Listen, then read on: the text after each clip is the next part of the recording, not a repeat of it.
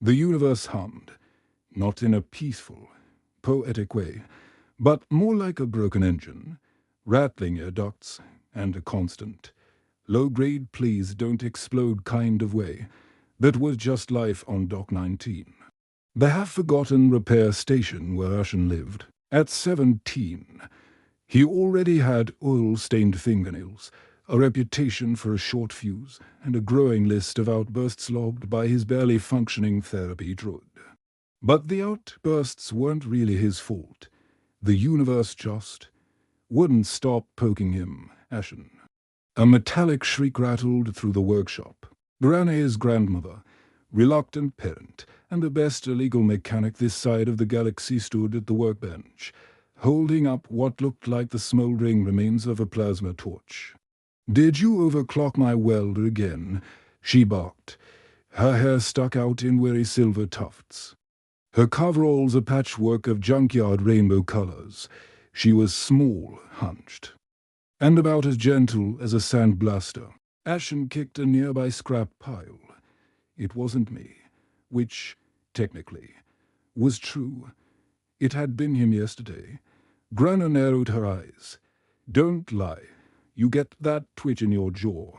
Ashen clenched harder. Yep, there it was, twitch confirmed, from the corner. Dr. Crumble wheeled forward with a squeak of neglected servos. The therapy droid was supposed to be cutting-edge ones, designed to soothe patients with soft affirmations instead.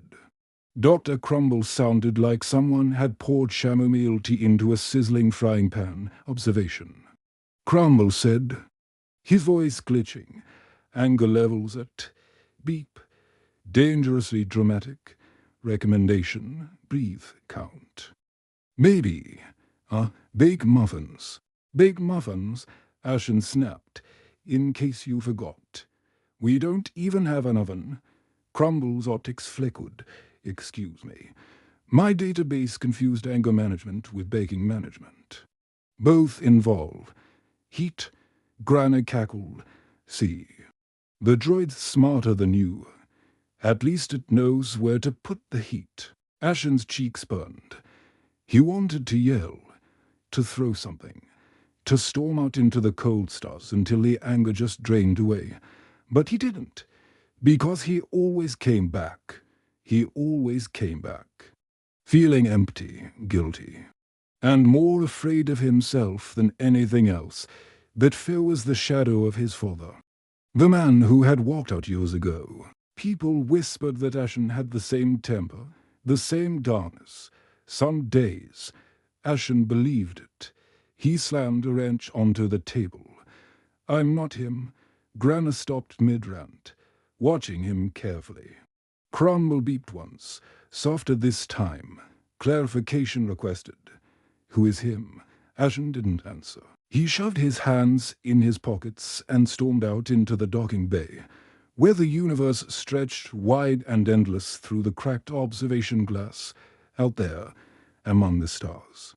Maybe he could figure out who he was, or maybe he'd just lose himself entirely.